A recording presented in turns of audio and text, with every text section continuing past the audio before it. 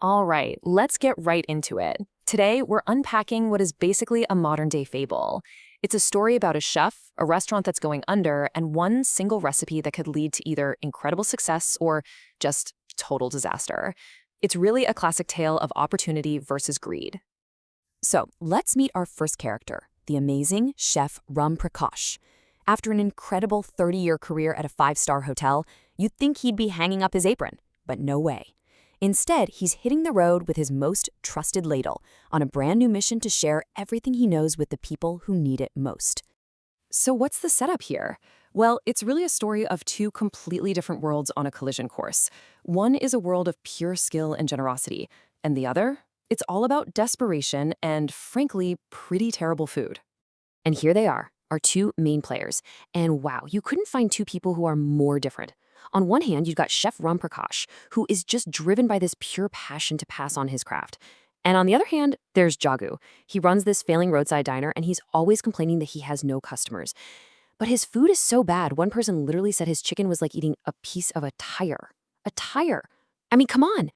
And this right here, this quote really gets to the heart of who the chef is. You see, he believes his skill isn't some treasure to be locked away, but a gift that's meant to be shared. That's why he's going from these fancy celebrity kitchens to helping out guys on the side of the road. For him, their success is his real reward. So, the chef stumbles upon Jagu's struggling diner, and he doesn't just give him a few tips. Nope. He offers him a golden ticket, a complete life-changing opportunity, all wrapped up in one single incredible signature dish. And what is this miracle dish? It's called Murg Musallam. And let me tell you, this is not your average chicken curry. We are talking about a complex, royal dish, a whole chicken stuffed with fragrant rice, spices, and eggs, coated in this special masala, and then slow cooked until it's absolutely perfect. The chef's promise is simple. You do this right, and you will have a line of customers around the block. And get this. He doesn't just hand over a piece of paper.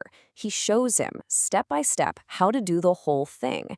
And you'll notice every single step screams quality, from picking the right chicken to that slow cooking method. He's teaching him the art, not just a trick. Okay, so this is probably the most important part. Before the chef leaves, he lays down one simple, non-negotiable rule.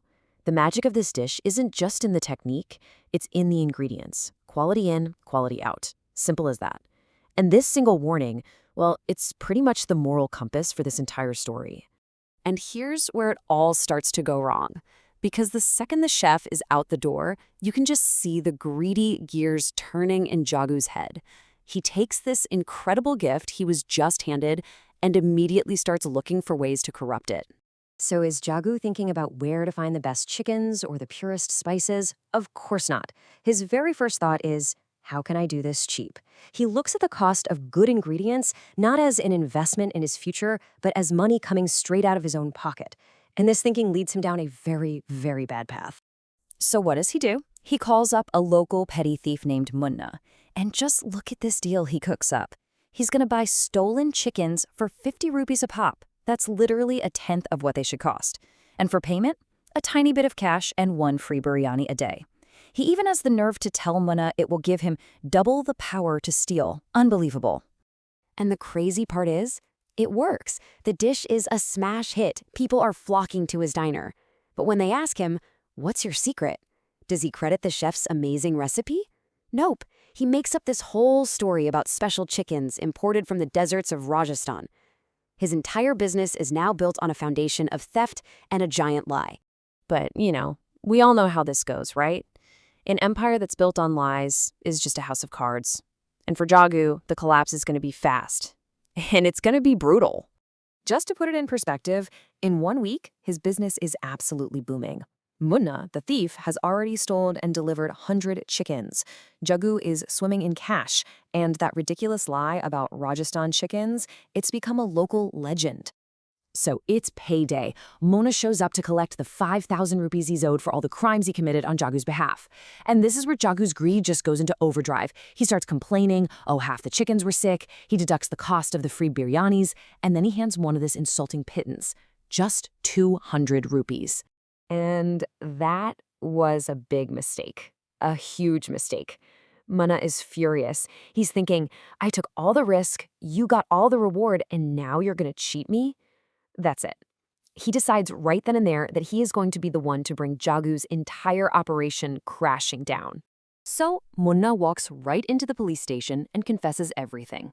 The very next day, right in the middle of a packed lunch rush, the cops show up with Munna. And the best part? Munna points out that some of the chickens were stolen from the police constable's own yard. Game over. Jagu is arrested on the spot. So the story comes full circle. Sometime later, Chef Ramprakash happens to pass by again, and he sees the diner all locked up and shuttered. And you can just imagine him shaking his head, reflecting on the simple, timeless lessons that Jagu just refused to learn. And this thought from the chef really says it all, doesn't it? Jagu was given a perfect recipe for success through hard work and honesty, but he chose the path of theft.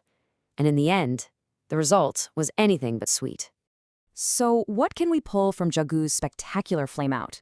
Well, it really hammers home some basic truths. First, success has no shortcuts. Jagu's shortcut just led him straight off a cliff. He built his business on lies instead of skill, and the whole thing collapsed under the weight of it. It's a powerful reminder that if you earn money the wrong way, you probably won't have it for very long. You just can't get to a good destination by walking down the wrong path. It's really that simple. Which really leaves us with this one final crucial question. Sure, Jagu had a brief moment of fame and fortune, but what did it cost him? Everything. His freedom, his reputation, his entire business. It really makes you stop and wonder, what is the true definition of success? And what lines are we really willing to cross to get there?